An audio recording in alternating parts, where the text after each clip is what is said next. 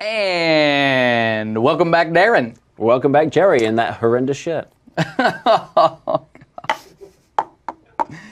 Oh, you promised you wouldn't say that. I did. I lied. We are in Module 6. 6 of 7. 6 of 7, advanced contracts. We're going to be talking about two contracts in particular this module. Yep. 2 relatively difficult contracts to implement, don't mind me saying. The first being the Play 2 contract. So the Play 2 contract is where you would go using the device charm. So I'll open up my charms here, and I can go over to the devices charm. Yep. And when it does, it gives me 3 quick options. The first one is to project. That's the typical share your screen. That part hasn't changed. But it also gives me at the top there play, which means I can send media, that's audio, video, or stills, across to another device that's listening. That can be a standards-based device, like a DLNA TV or something like that. It also means I could send to a custom device, such as your Surface right there, that's running a receiver that we wrote. Yes, indeed. So it can either be standards-based or custom. Also, we'll talk about the implementation of print. Sometimes it's just legit that every once in a while your application needs to take the content or some of its data, give it to the user so that they can create a hard copy or a file for some reason, right? Yes. Yeah, for those who are back in the 2000s and can't deal with dynamic data. So let's start with Play 2 and how that it works.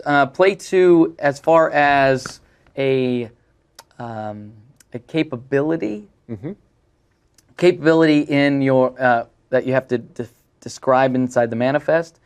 As a source projecting out, there is no capability that you have to say. It's just correct. Just leveraging it a lot like we do the settings charm. It just it works if you start to use it. You do need a capability to be able to access local internet networks. That's right. That's right. You have to. That's exactly right, because you're not talking across the internet. Yeah. You're only talking across your local subnet, and that is unavailable to you without that capability set. Local networks. Local networks. That's right. Again, we can use audio, video, and imaging that we'll send off to these target devices. One of them would be the Xbox. Yeah. That one's ready to go. I have actually done that, and it's really nice. It works incredibly well. You might have a television. I don't have a TV. I don't have a TV that's DLNA capable But for this. fortunately, you do have an Xbox that uses a TV. That's right, Therefore, I do. that problem is resolved. It is indeed. That's right.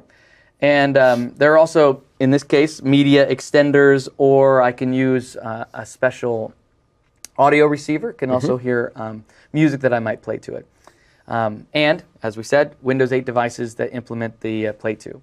So this is the architecture of Play 2. I show some sort of media using a media element inside XAML. That's a simple media element that we would use to show video or a picture if we wanted to, and to play sounds as well. Yep. Which has been enhanced in Windows 8.1.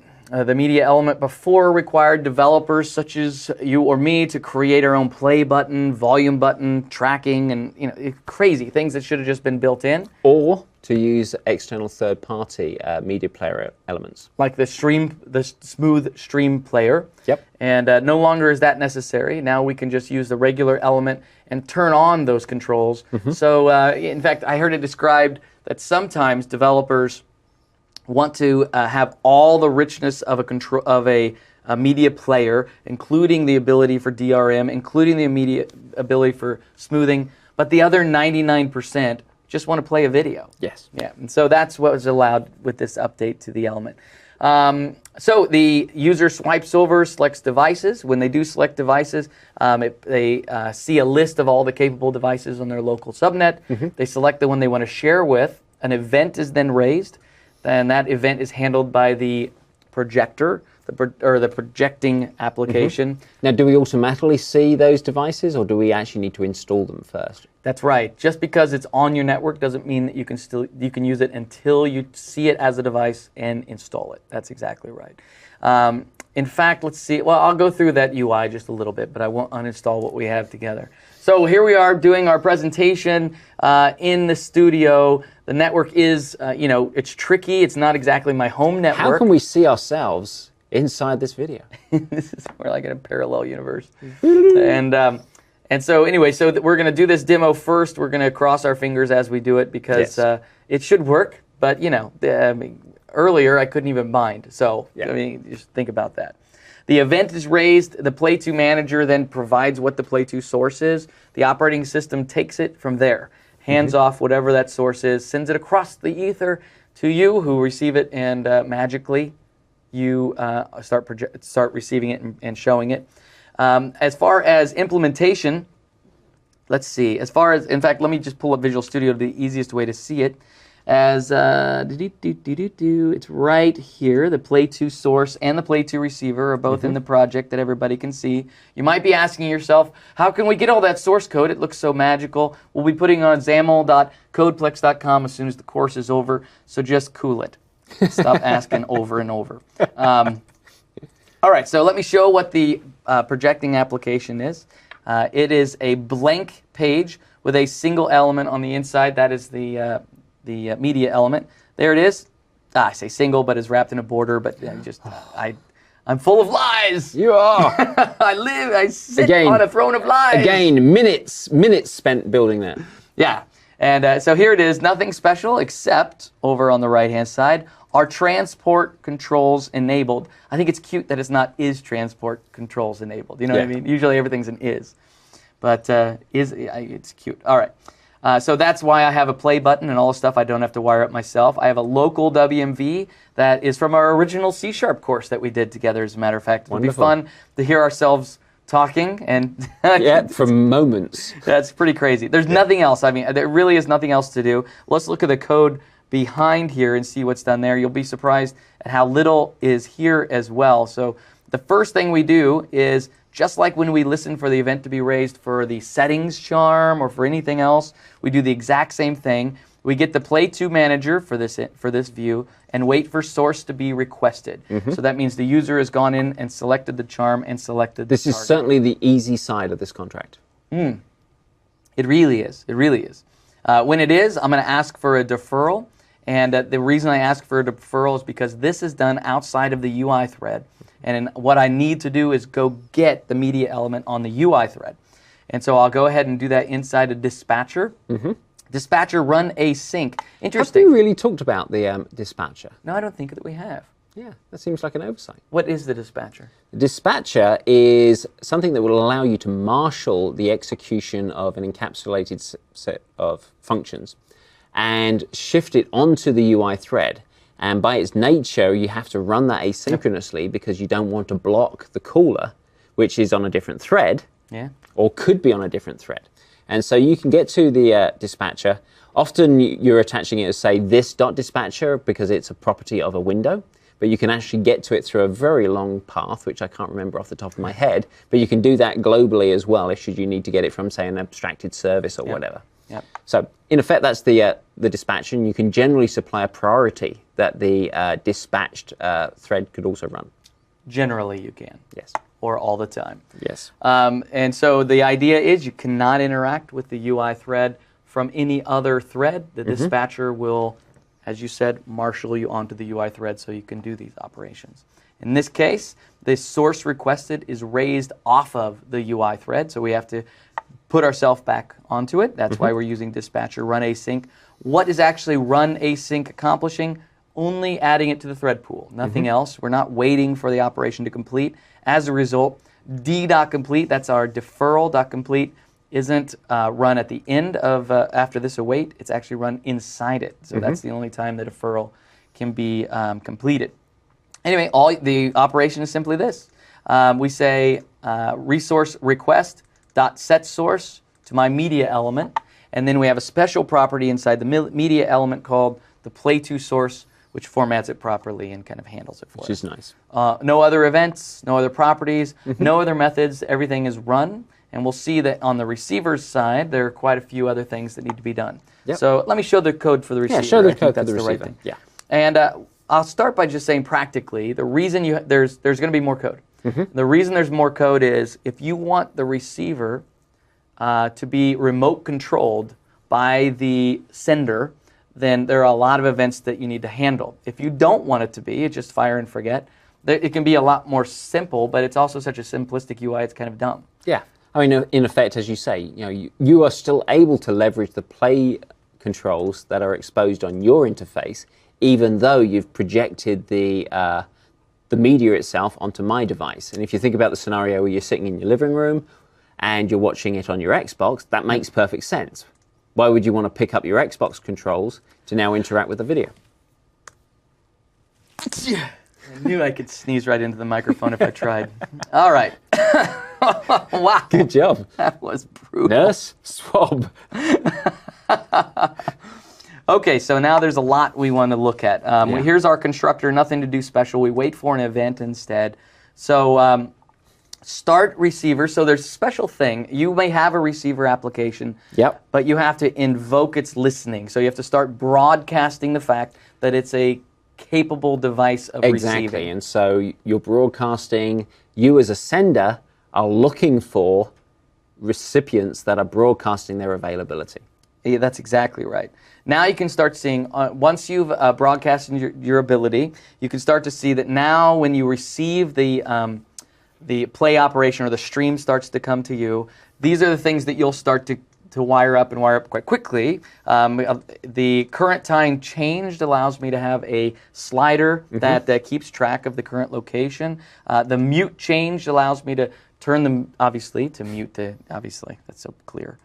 Pause, playback rate changed, play, source change request, stop, time update, volume. All of these things are just to synchronize the receiver with the player so that they can look the same. All right. I think we got the gist. Yep. I'm so nervous. I really hope this works. I'm going to jump over to the right project here. And right now I'm in the receiver, which you have running right now on your screen. I do. And you've already started broadcasting, which means I'd be able to see in fact, why don't you just show my screen quickly so we can see that this is running. We have the toggle button in the on position, indicating that I'm broadcasting and ready to go. We have no video or anything playing here. Right. Back to Jerry's. Back to mine for a second. If I was looking for devices and I went to add and remove devices, here's the device screen. And I've added as a Play 2 device your advanced XAML Play 2. And the way I added it was simply to say add a device, wait for it to find yours as it was broadcasting. Yeah, and then I selected it. You can only find it if I've actually turned on the broadcast. Right. Yours won't show up because I've already added it. Yes. And because it's about to work perfectly. Without a shadow of a doubt. Another thing, there's some gotchas that we should tell developers right now. You had already mentioned that you need local network capability. So if I go in to the Play 2 source here, that's the one I'm about to run, go into its app manifest and look at capabilities. You can see that internet and you know what's amazing is it's not there. Why isn't Maybe I need it on the receiver. it? Must just be the receiver that needs Yeah. it. Private networks. Private networks. That's weird, isn't Don't it? change anything. I'm not touching anything. Another gotcha that you have is when you connect to a network, you might not have a. In fact, let me show you. If I go to the properties of my network and I go to advanced sharing, I want to make sure that discovery is on, but I also want to make sure that streaming is on. Let's see. I want to. Oh, this is the thing that got us yesterday, so I want to make sure everybody sees media streaming. There it is. Media streaming options, and I want to enable those, and especially on your side, you want to enable those as well. If those aren't there, then it's not going to work. All right.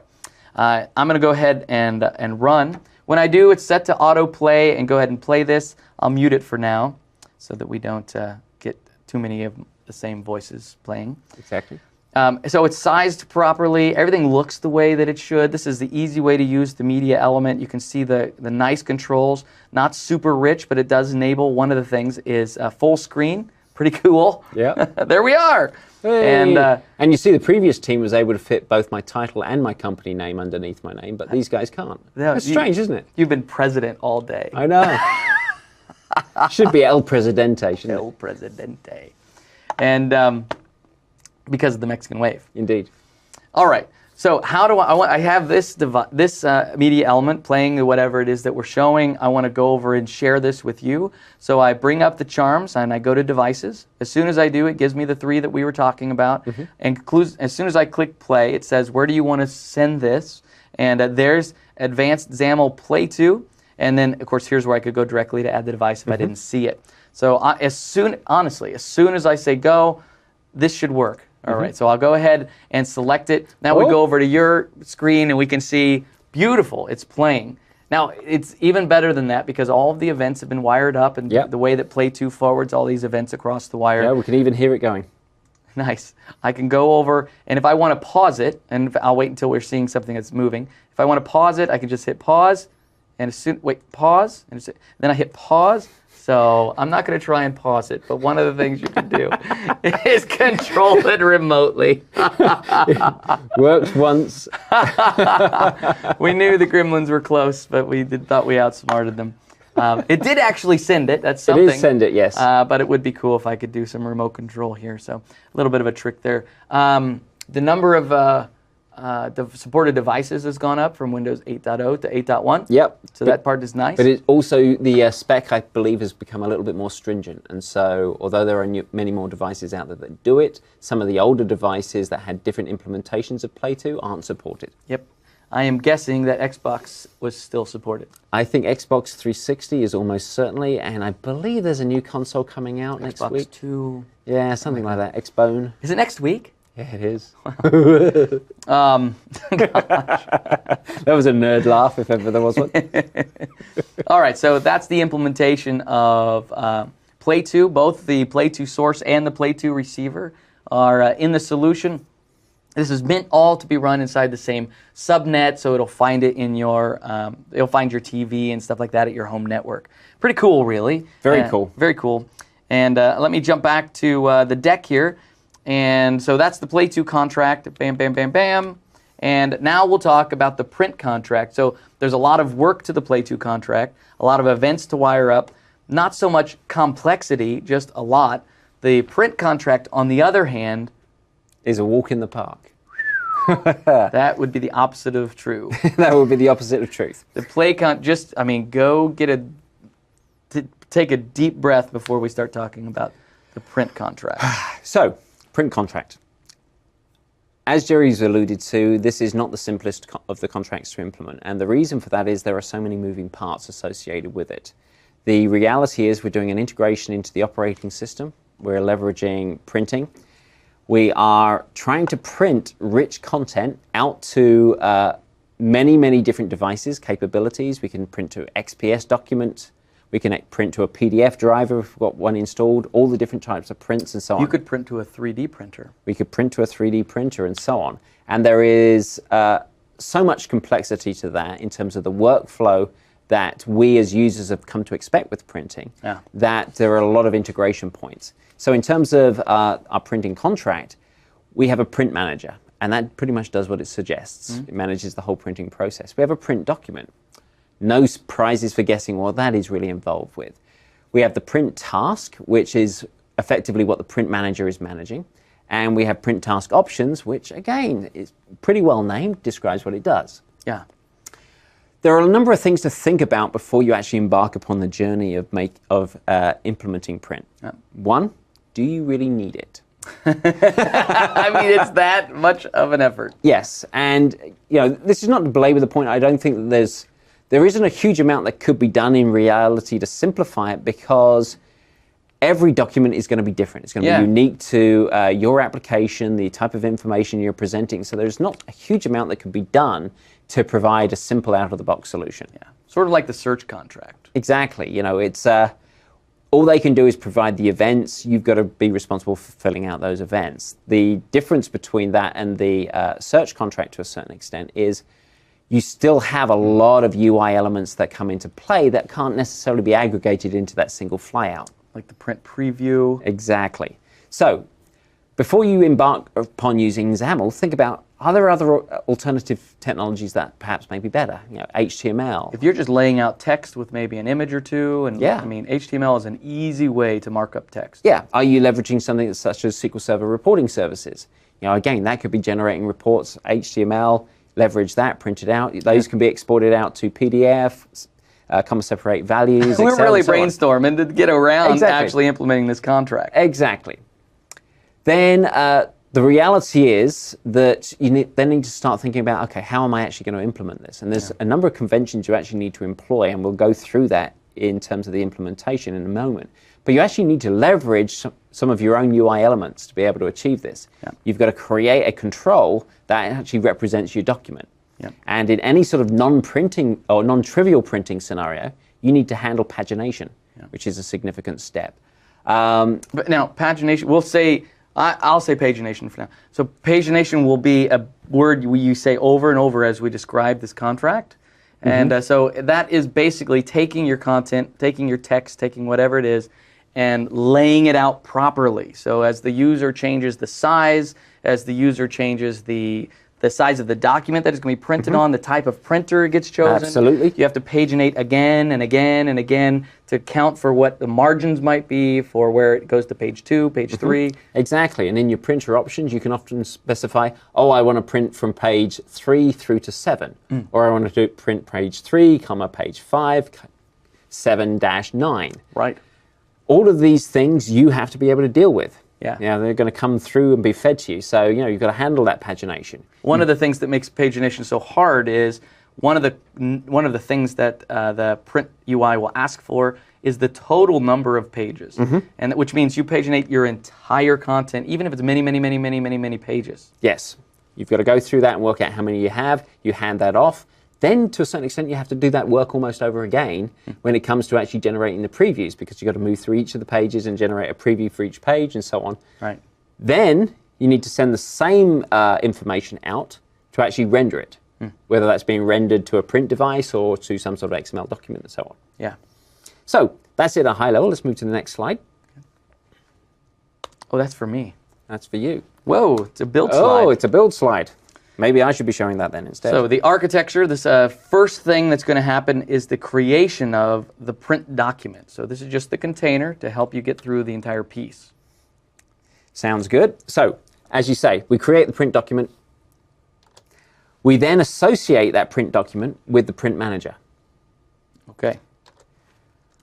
We then are able to leverage our print button if we include one in the application, or we could swipe in from the right-hand side to show the print via the devices charm. Okay. Once we do that, that then requests a print task from the print manager. Okay. Once we have a print task, we assign to that task the print document As its source. as the source. We specify a device that we actually want to print, which then makes available to us. Up until now, we haven't been able to paginate because we don't know the Now we know the resulting- metadata associated with the target page size, any non-printable region that that particular device has associated with its page source. So we then receive dimensions related to what's printable. We then have to apply that to our print document to establish the pagination. We then need to generate some XAML that represents that paginated view. And that XAML gets returned back to be rendered up in the print preview UI. There are a lot of moving parts here. Kind of starts blowing your mind, huh? It does indeed. Once we've got the print UI, the user can dismiss this and waste all of our effort, which is very disappointing. At any time, that's right. But now, should they choose to proceed, we're basically then allowing them to get the preview page. They can start moving through, say, I want to see page 2, page 3, page 4, whatever. They can also do things like change the orientation, which will then require us to repaginate. If they, however, choose In fact, to... it says more settings on the image there, but they could change almost anything, Exactly. causing a repagination. And each of those will require some additional work. We'll just go back through that paginate cycle, generating new XAML, which will be returned back to the preview page. If they hit print, then we're going to add pages into the whole print process, and the print manager is then responsible for rendering that out to the selected device. So that final step is the only one that we don't do ourselves. Indeed. Yeah, so this almost looks like we're playing a joke on you, but this really is the print contract and the steps that go through it. And honestly, this is probably the most simplified way we could describe it to you so that you understand each of the parts. So let's show that actually in action. All right. Switch over to my screen. You don't have a printer attached, but we could always print to a document. I'm going to print to XPS or something like that. Perfect. So what we have here is our MVA Scratchpad. We actually built this application for the essentials, and it's also, I added some print capability to this so we can actually print out our notes. That's nice. So one of the things I added is a print button. It's not essential that you actually have a print button in your application because you have the ability to access the charms, but this does allow us to shortcut from within the application and bring up the print charm directly. Okay. That's very nice. This is implemented simply as an app bar button within command bar. I've added it to the secondary commands group, which will default to positioning over on the left-hand side of the app bar as opposed to the right-hand side, Which would be the primary, which are the primaries. unless you're left-handed. Indeed.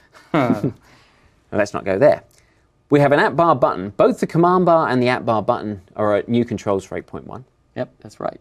And the great thing about the app bar button is the ability to specify a icon value. We have full design time support for that to actually show, and we have this nice little icon that gets brought in for us. Yeah, it's pretty cool. You had to use remember Metro Studio? Did you ever use that? Yes. Yeah, I used it all the time. We also have a nice flyout. So we can actually add this control to our app bar button, and this is going to give us a list of documents that are available for printing. So we can select this, and this is bound to a command, and we can actually supply the selected document via this command so we can actually choose which document to print. So let's actually just run this so we can actually see this in action. Okay, yeah. MVA Scratchpad. We put that into the store yesterday. We did. We'll see if it gets certified. And every now and again, have you noticed that it doesn't actually show the content? We should probably maybe we won't be certified. Exactly. Only during demos, I've noticed. Only during demos, yes. I think it's because I hit Control F5 and we don't load the test data during that scenario. Oh, very good. Yeah. Very good. Comes up empty. Absolutely. So anyway, here's the app. If we come down, right-click, or I swipe up from the bottom, here we have the print UI. Equally, I can bring in from the right-hand side, select Devices, select Print. And so we can see the context, MVA Scratchpad is listed up here. I'm going to select XPS Document Writer. If I hit this, here is a preview of my document. Now, because I've come in from the right-hand side, I haven't actually had the ability to select a document, so I choose the default. Okay. If I come back out, swipe up from the bottom, select Print. Here I get my UI to choose. Let's choose Philosophy. Yes. Now I have the ability to actually see the document that I chose. Sure. Philosophy gets fed through. So we've got a nice little pre-rendering of our capability. If I hit Print, it's going to the XPS document, and I've switched off the alerts.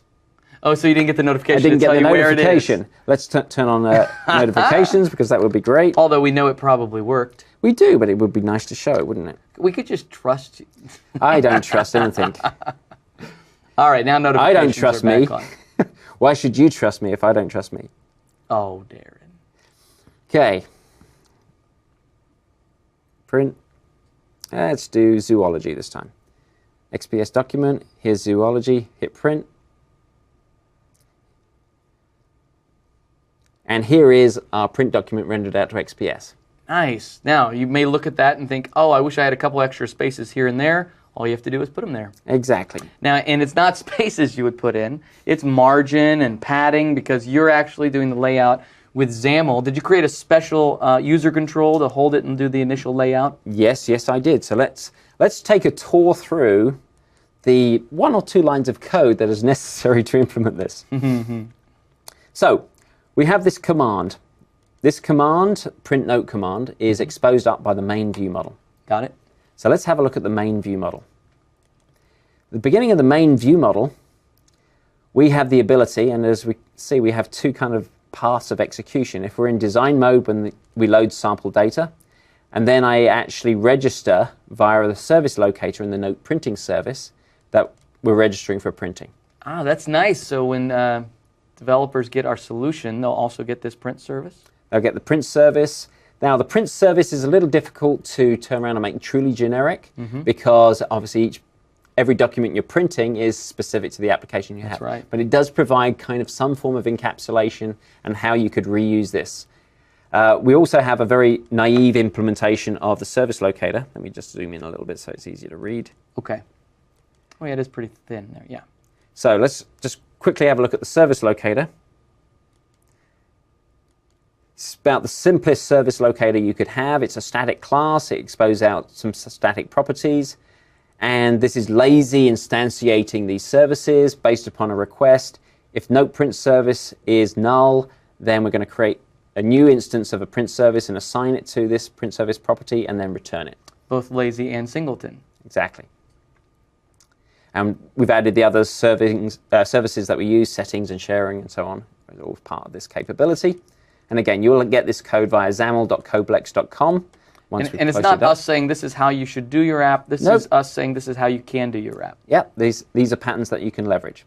So we have this register for printing. If we search for the print note, so here's the print note command. It's a relay command, and we mentioned that relay command implements the commanding pattern.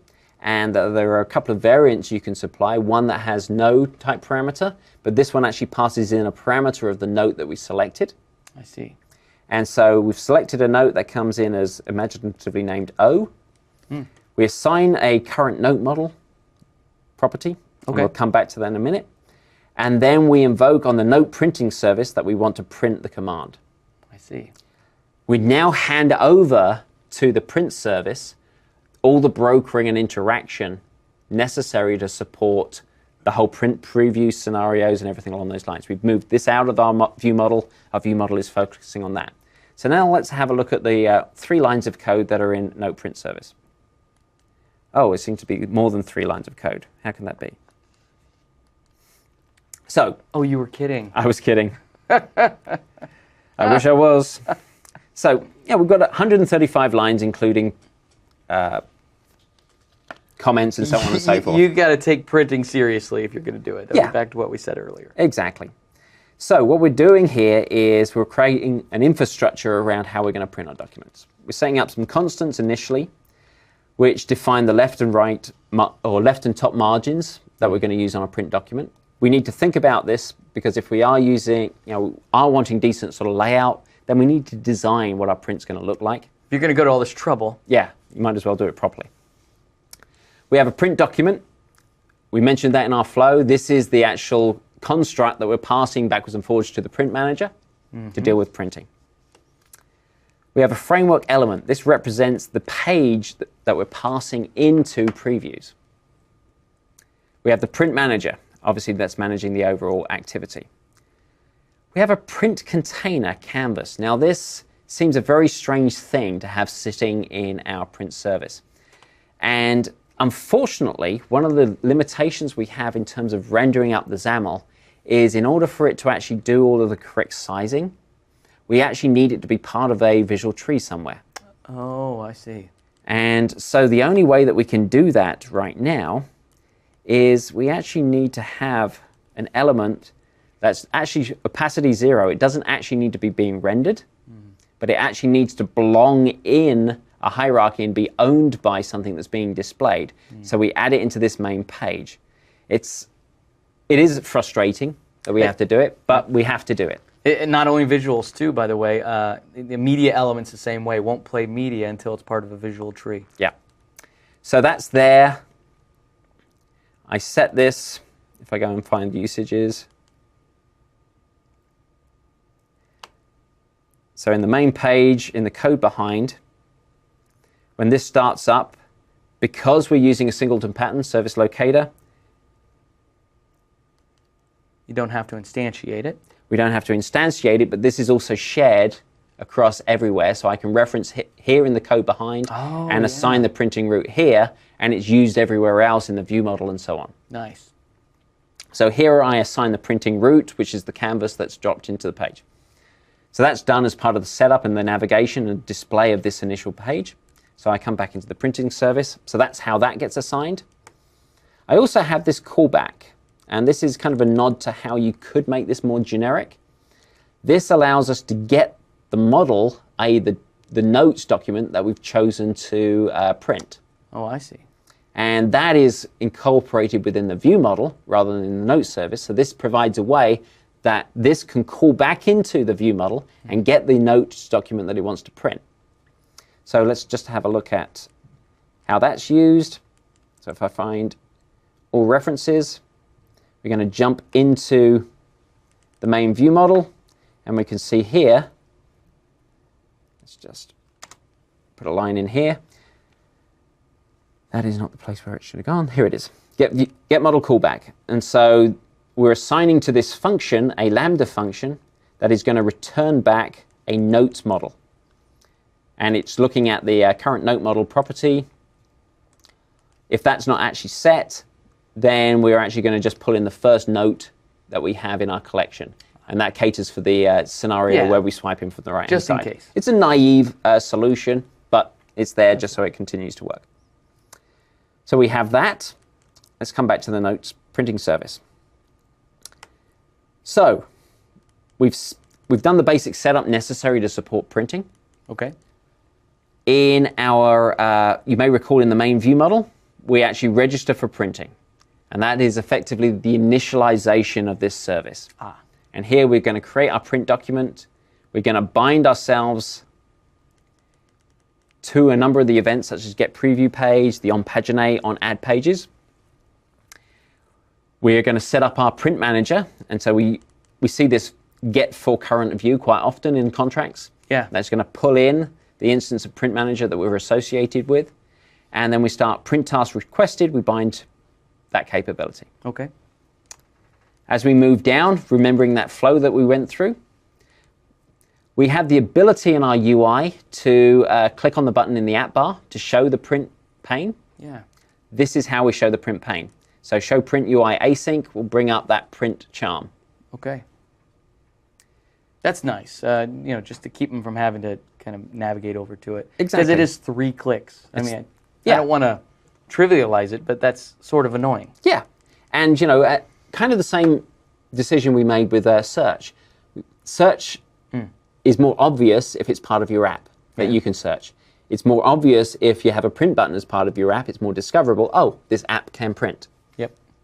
We didn't show this, by the way, with the Print2 contract, but the same UI is available to launch for Print2 as well, or Play2. Play2. So now, let's assume that somehow, some way, the user is displaying the print UI. Okay. Once we've actually determined that we actually do want to print, this task gets raised. So now we have the devices pane open. We start to do an initial bit of setup for our print. So here, this is the callback that goes away and gets the model that we're going to print.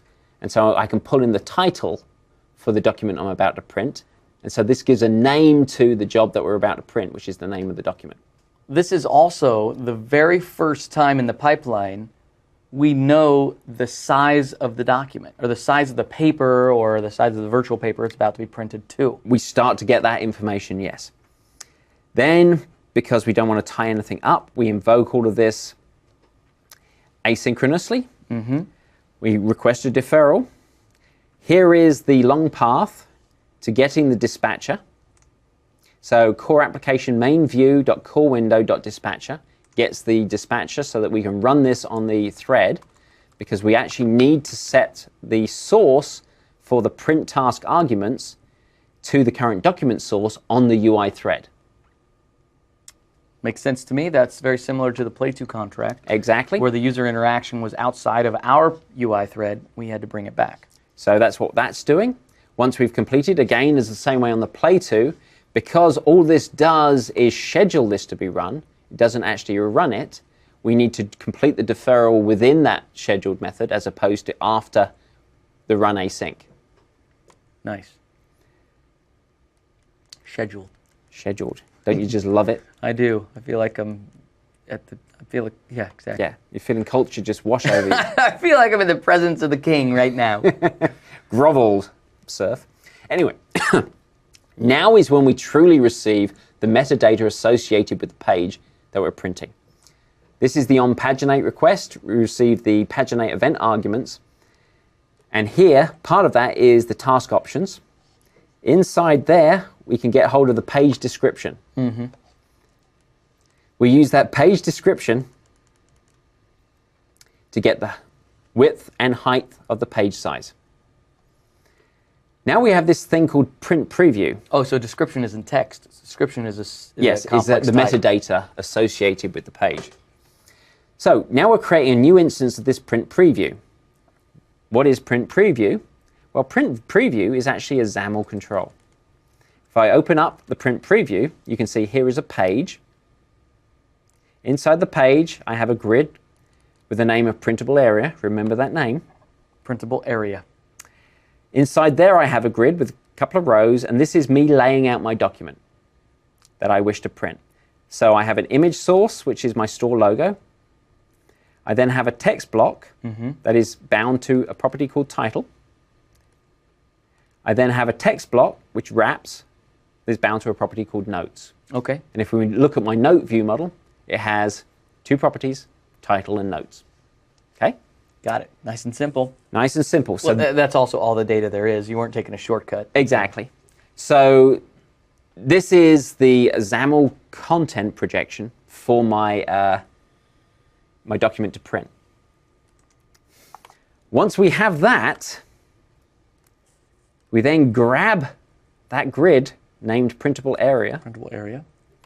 and we start to size it based upon the metadata that we've received from the print preview. So this is how we're now going to start coercing a layout. Got it. So that when you were showing that user control, it didn't have any specific size. Even if it did, it doesn't matter. You're overriding it now. Exactly. So now we've set that up. Now we have this print area width, and we start to coerce it with the margin width and margin height that we also need to leverage. You recall that canvas I added to the main page? I do. So now we're adding a container Yep. So at that line, it becomes a member of the visual tree. at that line. Now we can tell that container to invalidate its measurements and to update its layout. In effect, what that's going to do is now it's going to honor the dimensions we've pushed into there and render it up.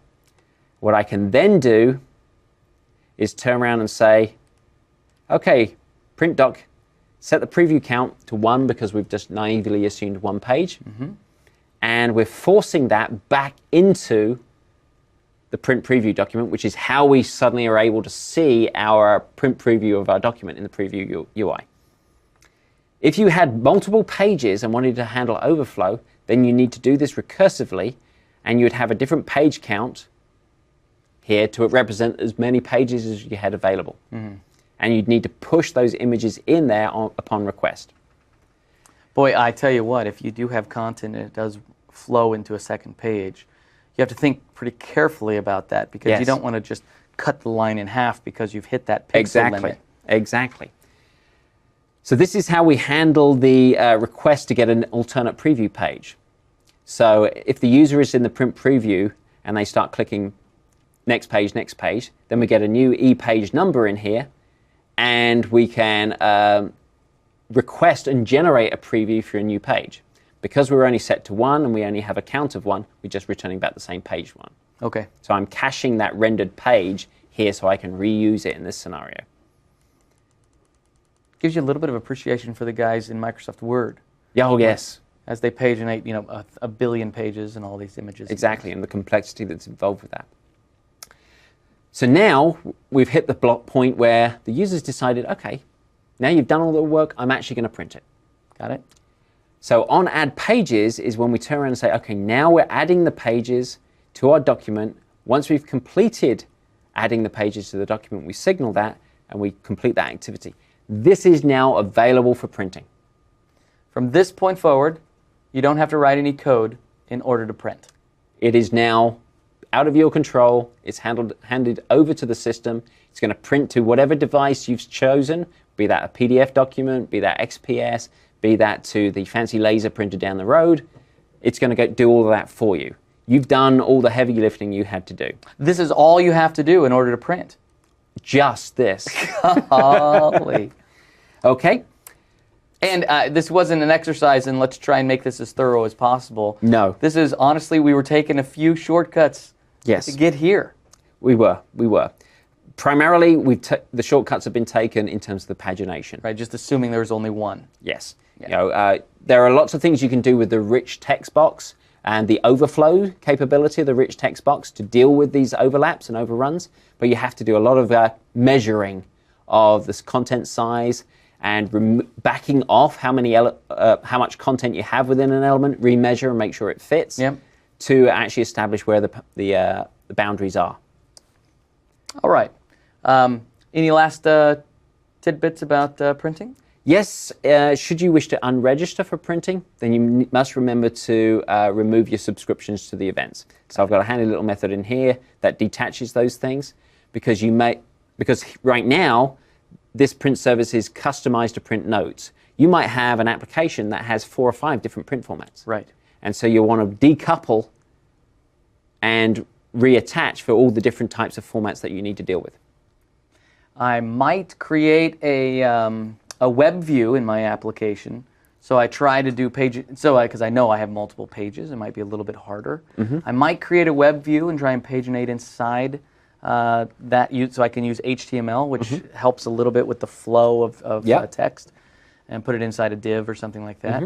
That would help, but it doesn't reduce the API integration that you have to do. Absolutely. I mean, there's also the availability now of the PDF document construction. Oh, that's right, yeah. So you could actually leverage those APIs as well, but again, you still have to consider pagination. There's really no getting around that, and there is a complexity to it, and if your data is unstructured, completely unstructured, then you've got a little bit of work ahead of you. You've got a little bit of work ahead of you. Yeah. All right, well, thanks for showing us the print contract. No small task. We'll be providing this in the solution that we'll give you at xaml.codeplex.com. You can use the entire application at your own, it's for tutorial sake. Yep. You could even use the Notes application itself, and once it's in the store, and it's only $9.99. It really is, though. That's what's funny. We also talked about the Play2 contract, your ability to use DLNA sources to project out to a DLNA source so you can show media such as images, video, or sound, not just to television, not just to another surface, not just to a computer, but also to perhaps an AV source as well, like a speaker that's a DLNA source as well. So those are the two very complex, somewhat complicated contracts inside Windows 8, important for certain scenarios, and so here's the solution. Great. I think it's okay to take a 10-minute break right now. I think I need it. Wowzers. We're going to take a 10-minute break. We'll be back in 10 minutes to cover Session 7. Session 7 is our last session. Yep. We'll be talking about a couple of things and ending it with an open Q&A for you. You can come in with the chat client, ask any questions, and we will do our best. And make sure you have take some time to actually complete the survey. The custom sat survey. You should see that below the chat transcript. Right. If you don't see it now, you'll certainly see it during the next module. See you in 10 minutes.